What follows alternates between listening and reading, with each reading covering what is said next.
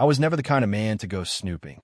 I believed in trust, in loyalty, in the kind of love that didn't require second-guessing.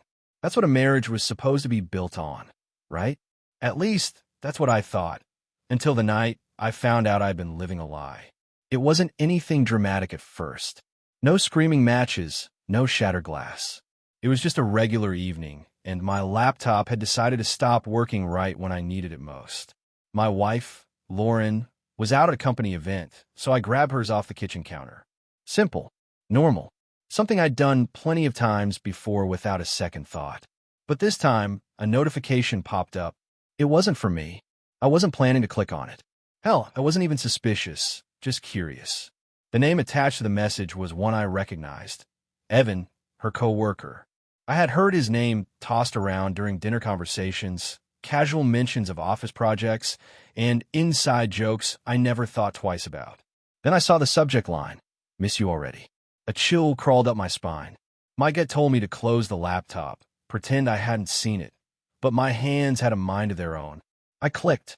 The email wasn't long, but it didn't need to be. It was enough. Last night was incredible. Can't wait to hold you again. My breath hitched, my heart hammering against my ribs. My fingers hovered over the trackpad, my mind screaming at me to stop, but I didn't. I scrolled up, message after message, each one slicing through me like a blade. It started off harmless enough, little jokes, small talk, the kind of thing you'd expect from coworkers. But then it shifted. Inside jokes turned to flirtation. Flirtation turned to confessions. And soon, the messages painted a picture I couldn't ignore. Nights spent together. Places I recognized. Weekends, she swore she was working late. I sat frozen, staring at the screen, my pulse pounding in my ears. The woman I had kissed goodbye that morning had been leading a double life. And I was the fool who hadn't seen it. I shut the laptop, my hands shaking. The quiet hum of the fridge filled the living room, the only sound in a house that suddenly felt foreign to me. I looked around at the framed pictures on the walls, the wedding photos, the vacations, the moments that were supposed to mean something. Now, they felt like decorations in a stranger's home. For a long time, I just sat there, thinking, remembering every business trip, every late-night meeting, every time she casually mentioned Evan's name like he was just another face in the crowd. I had never questioned it, not once. And now, I felt like the biggest idiot alive. I wasn't ready to confront her yet. I needed time to think, to let the rage settle into something useful. If I let it explode too soon, I would lose control. And I wasn't going to give her the satisfaction of thinking she could manipulate me. A car pulled into the driveway. I felt my whole body go tense. I heard the engine cut off, the driver's door shut, then the familiar jingle of keys. The front door creaked open. "Hey, babe," Lauren called out, her voice light, casual, normal. I didn't move from the couch. I just stared at the blank TV screen. "How was the event?" My voice came out even, controlled. She kicked off her heels with a sigh. "Ugh, long. You know how these things are, boring speeches, endless small talk."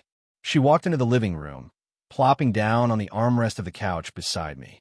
The scent of wine and her perfume, the same scent I had smelled on her laptop earlier, lingered in the air.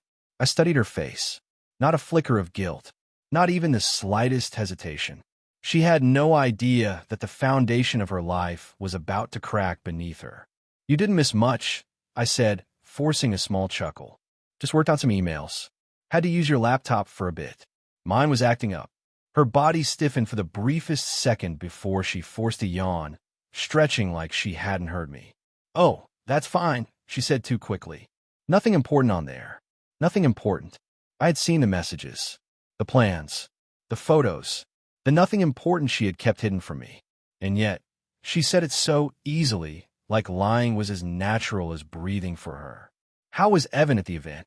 I asked, watching her reaction. She glanced at me, eyes narrowing slightly. "Evan? Oh yeah, he was there. Barely talked to him, though." She smiled. "He's been busy with that big project I told you about." Liar. I could feel my hands tighten into fists, but I forced myself to stay calm. She was good. Too good. I wanted to see how deep she would dig this hole before I pulled the ground out from under her. She stood up, stretching again, then turned toward the kitchen. I'm going to grab a glass of water, she said, disappearing around the corner. The second she was gone, I let out a slow, shaking breath. She was lying to me, boldly, effortlessly. And the worst part? If I hadn't seen those emails, I might have believed her. I needed a plan, a way to confront her that wouldn't just give her an easy way out. I wasn't going to yell, wasn't going to break things or cry. I wanted to watch her squirm. I wanted to see her try to lie her way through this and fail. She came back from the kitchen, sipping her water like nothing had changed. She sat beside me again, scrolling through her phone. I watched her, wondering if she was checking for a message from him. My voice was steady when I spoke. What's the plan for tomorrow? She didn't even look up. Another work day. Same as usual. I've got meetings, then we're having team lunch. Should be home around the usual time. I nodded, keeping my expression unreadable. Sounds good. For now, I would let her think she was safe. For now, she had nothing to say. For once, the woman who had lied so easily, so effortlessly, was speechless. And I wanted her to sit in that silence. I wanted her to feel the weight of every single betrayal, every excuse that had come so easily to her before. I had spent hours preparing for this moment, thinking about how I would react, how I would lay it all out in front of her. And now that we were here, face to face, the only thing I could feel was cold. She blinked rapidly, looking down at the messages again like she was hoping she had read them wrong. Like maybe, just maybe, this was all some big misunderstanding. It wasn't. I trusted you. I repeated, my voice quieter now, but still sharp enough to cut through the heavy air between us. Do you even understand what you've done? She took a shaky breath, her lips parting as if she was about to launch into some explanation. I held up a hand, stopping her before she could even try. I swear to God, if you say you didn't mean for this to happen, I will walk out that door right now. Her mouth snapped shut. I could see the battle going on in her head, the desperate need to spin some story, to find some excuse that would make me believe this was just a mistake. But the evidence was right there in black and white. There was nothing she could say that would change the truth. How long? I asked again, slower this time, giving her no room to escape. She swallowed hard, looking down at her lap. A few months. I clenched my jaw, my fists tightening at my sides. How many times? She hesitated. That split-second pause told me everything I needed to know. Lauren. My voice was eerily calm, but she flinched at the way I said her name. How many times? Her lip trembled. She swallowed again, barely able to meet my eyes. 6, maybe 7. I exhaled sharply, turning away from her before I said something I couldn't take back. 7 times. 7 separate moments where she had chosen him over me, where she had looked me in the eye and lied without a single hesitation. 7 times where she had come home, kissed me, and acted like she wasn't sleeping with another man behind my back. I took a deep breath, forcing myself to stay in control. I wouldn't let her see me break. Was it just physical? I asked, my back still turned to her. Her silence stretched on too long. I turned back, and she was crying now, silent tears rolling down her face. I don't know, she whispered. I let out a bitter laugh, shaking my head. You don't know? I repeated. You don't know if you loved him? Her face crumpled. It wasn't love, she said quickly. I swear it wasn't. I never wanted to leave you.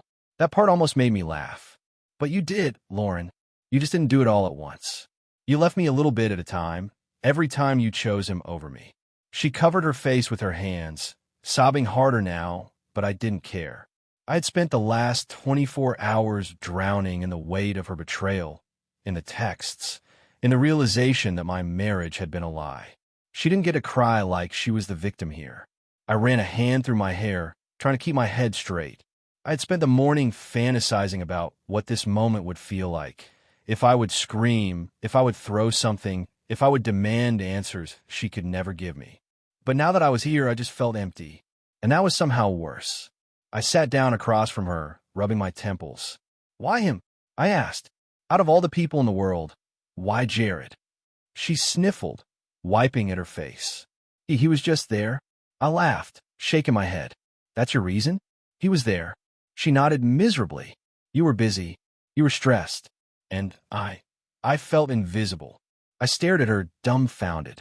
So, Instead of talking to me, instead of telling me you felt like something was missing, you decided to screw your coworker? Her silence was answer enough. I let out another bitter laugh, standing up again. You know what? It doesn't even matter. Because whatever you thought you had with him, it's done. You don't get to keep both of us. She looked up at me, her eyes widening with panic. Wait. No, I shook my head. I'm not here to listen to excuses. I'm not here to fight. I'm here to tell you exactly what's going to happen next. She swallowed hard, bracing herself. You're going to tell him it's over. You're going to tell him in person. And I'm going to be there when you do it. Her face drained of color. What? I crossed my arms. You heard me. She shook her head, her hands trembling. No. That's humiliating. I raised an eyebrow. Good. Because you don't get to walk away from this clean. You don't get to slither out of this without consequences. You chose to betray me, so now you're going to own up to it. She opened her mouth to argue, but she saw something in my face that made her stop. She knew there was no way out of this. Not this time. I leaned forward, my voice quiet but firm. You're going to end it, and then you're going to pack your things. Because this house, this life we built, it's no longer yours. Her breath hitched. You're kicking me out. I nodded. I am. Tears spilled down her cheeks again, but I didn't feel sorry for her. She had made her choice, and now she was going to live with it. She whispered, Is there any chance we could fix this? I let out a slow breath, then looked her dead in the eye. No. She broke down, sobbing in her hands, but I just stood there, watching her. I had loved her. I had given her everything, and she had thrown it all away. Now, I was done, and for the first time in a long time, I felt free. I shook my head. We? There is no we anymore, Lauren. Her face crumpled, and for the first time, I saw real fear in her eyes.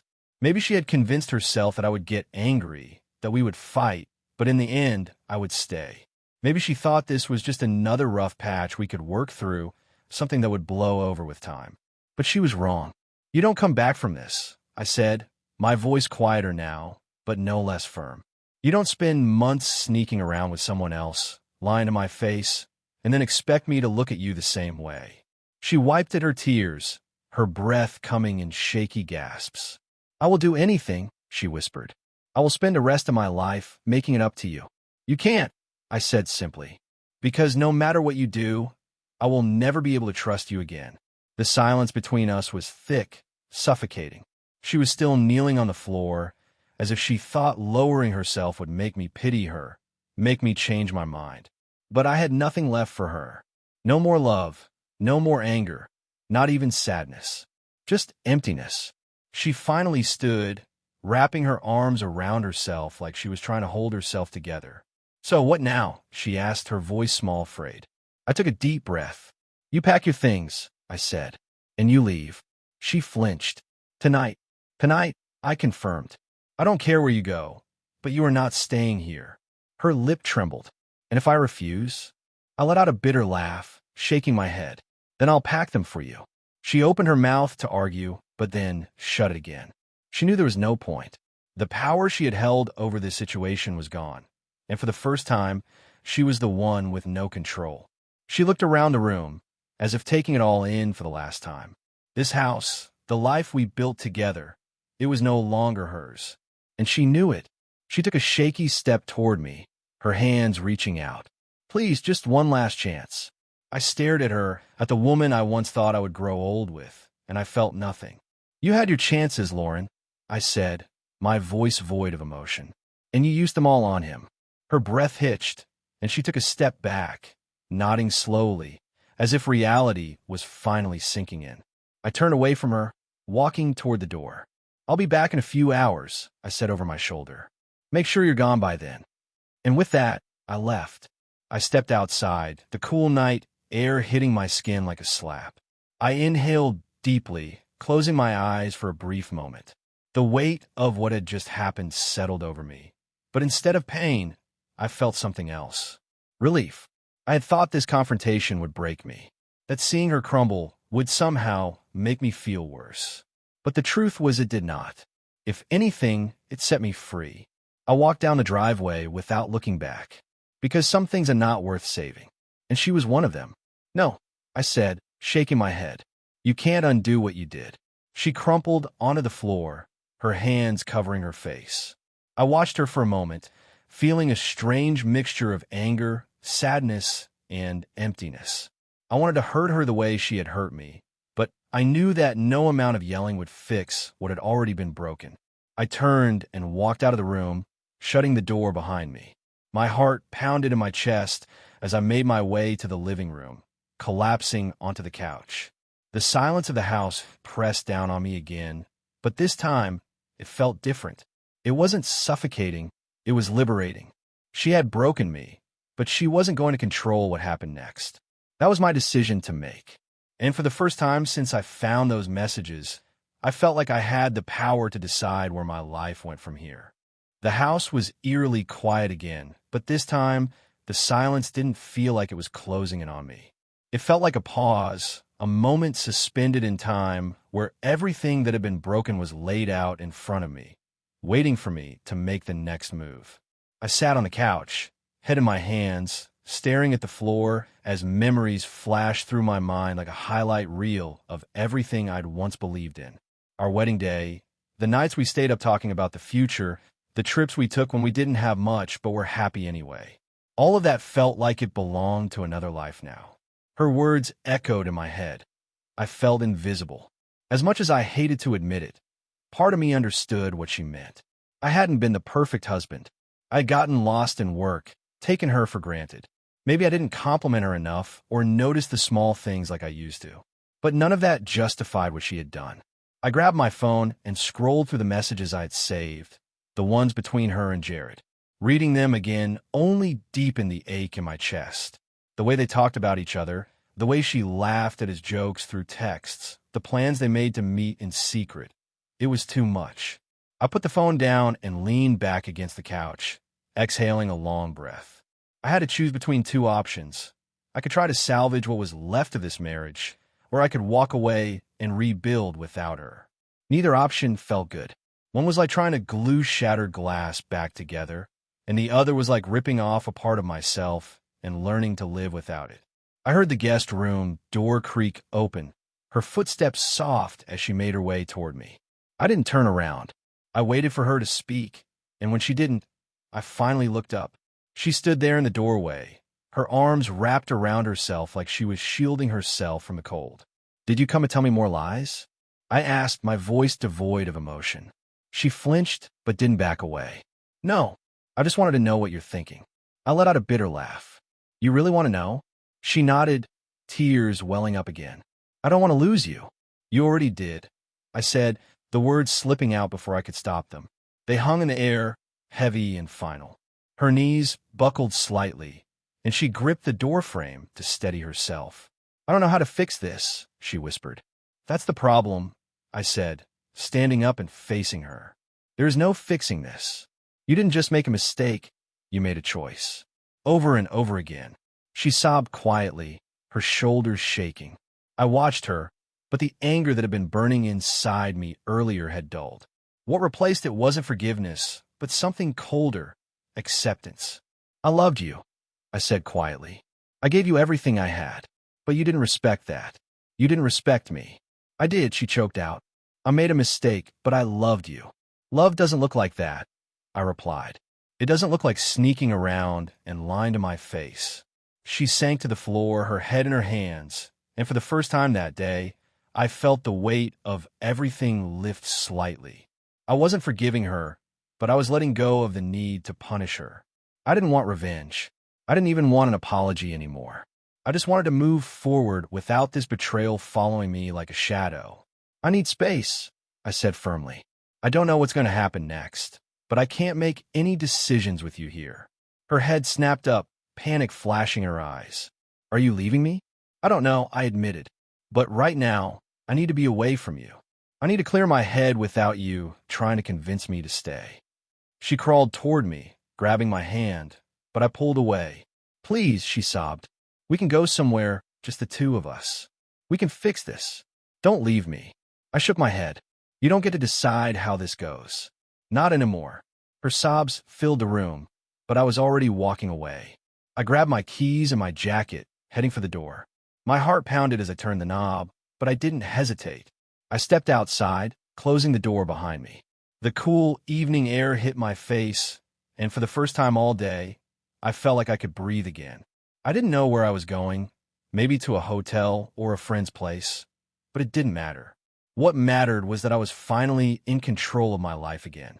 I walked down the driveway, the sound of my footsteps echoing against the pavement. With each step, the weight on my chest lifted a little more. I didn't know what the future held, but I knew one thing. I wasn't the man who could be broken by her anymore. And that was enough for now.